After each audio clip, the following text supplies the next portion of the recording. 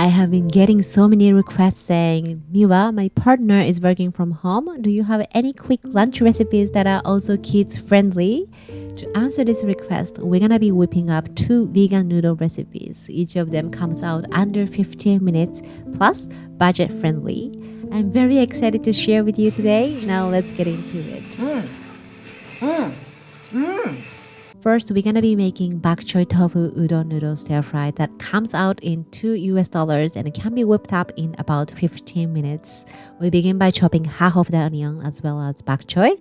This recipe is very forgiving, so use whatever vegetable you have on hand. It could be carrots, leeks, mushrooms, or even broccoli. This is a great recipe to clean up your fridge. For the bok choy, thinly slice white part, and for the green part, roughly chop up. By the way, the price I refer to is based on my local grocery store in Japan. I understand that the Japanese condiments sometimes cost double or even more depending on where you live. So I'm hoping it's budget friendly for many of you. Even if not, I hope it will give you some inspirations. If you know any substitutes for Japanese condiments, let us know in the comment section. Like, what do you use if you don't have a mirin on hand? I'm sure there are plenty of people who appreciate your knowledge.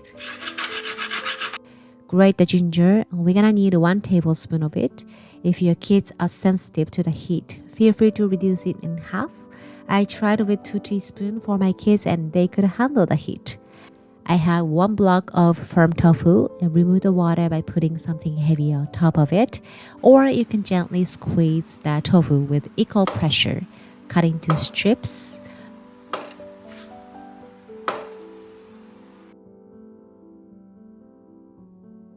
For the seasonings, we're gonna make kombu salt.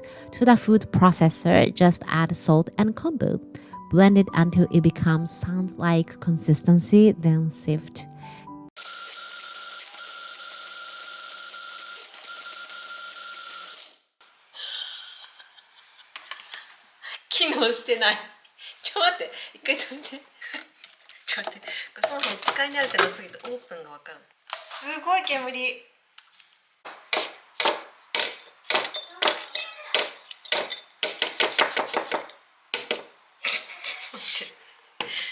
The idea is from my friend Taku, who is the host of Chef's Lab.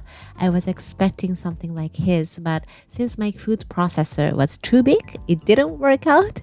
I recommend you to use a smaller one, or a grinder would be nice. For the sake of the video, I'm gonna use this kombu powder. This is just made with kombu only. Mix kombu powder together with the salt. Just using this kombu salt as a replacement of salt will add more umami taste to any dish, so I highly recommend it. Combine potato starch and kombu salt. Gently coat tofu with the potato starch, shaking off to remove the extra. Make sure to cover all sides.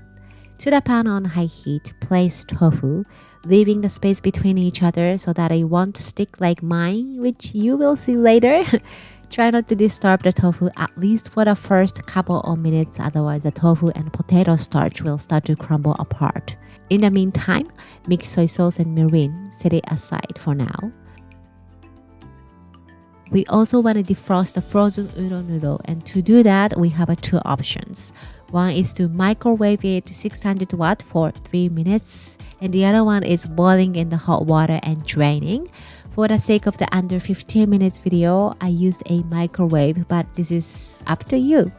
Just a heads up, if you don't want the noodle to be too mushy, you can rinse the noodle under the water to remove the starch before adding it into the pan.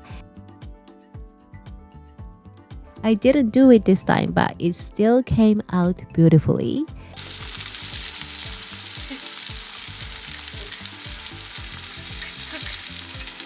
By the time the tofu should be nice and crispy on both sides, remove it from the heat and set it aside for now. If you are looking for any of the breakdown for this recipe, I have one on my blog, link is in the description box. To the same pan, wipe off the excess oil if it's needed, add onion and white part of bok choy, followed by a pinch of kombu salt. Cook it on high for about 2 to 3 minutes.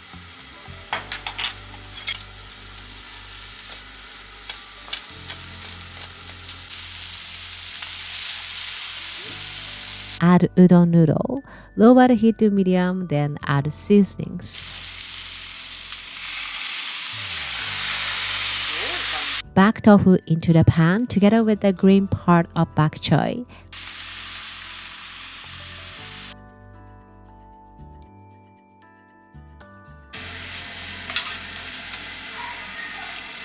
Then finally, finished up by toasted sesame seeds and grated ginger. Make sure the sesame seeds are toasted and grounded to bring out even more aroma. Off the heat and have a taste.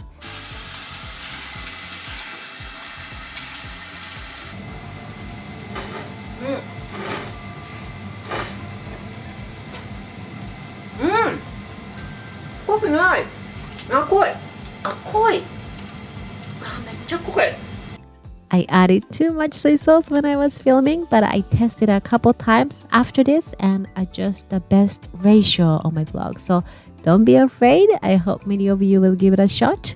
As you notice, once you start cooking, everything comes out in less than 5 minutes. So I recommend you to prepare everything before starting to cook. If you are serving this to adults, sprinkle some chili spices would be great. Chewy udon noodle along with refreshing peppery ginger, nutty aroma from the toasted sesame seeds all creates this one hearty filling noodle dish. I can't wait for you to try this.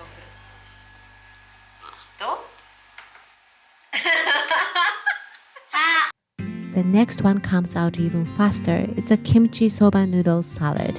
This is not Japanese, but we do enjoy other Asian food dishes, so let me show you this. The total cost for this recipe comes out to about $3 and it can be whipped up in 10 minutes. We're gonna first cook soba noodle according to the packaging instructions. Mine takes 7 minutes. When you are short on time, cook something while you are chopping. Doing multiple jobs at the same time will save you a lot of time. I'll walk you through the steps. While the soba is cooking, we're gonna chop some vegetables. Shred shiso basil as well as cucumber. Shiso basil is pretty popular in Japan, especially in summer, but you can use any other fresh herbs or leafy greens such as coriander, basil, broccoli sprouts, spinach. Really, any raw vegetable works just fine in this recipe. I personally like to use seasonal vegetable though.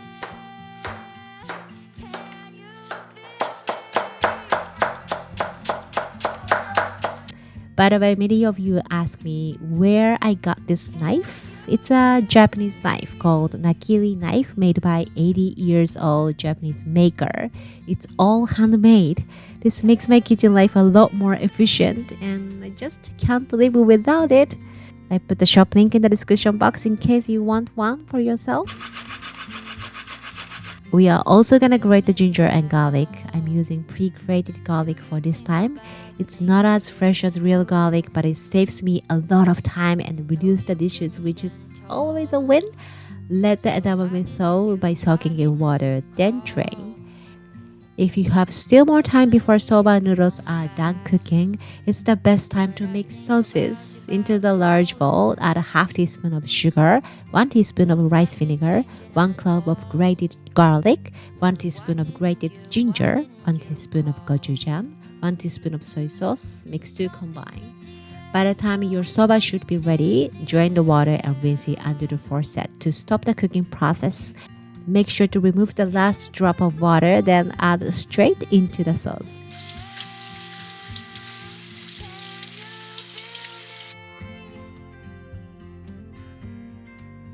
Drizzle a dash of toasted sesame oil. Now all that's left is piling up all the vegetable we prepared. I had a blanched spinach, so also going in. I undersold the sauce because we're gonna add kimchi. Kimchi itself is pretty salty and savory, so it will balance out perfectly when everything gets combined.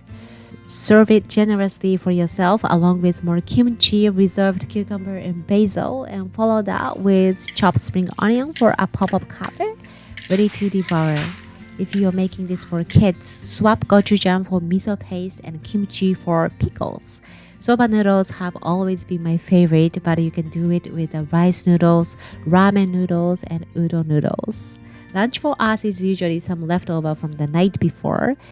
I have lots of recipes which are easily made ahead of time in my meal prep cookbook. So let me leave the link for you in the description box.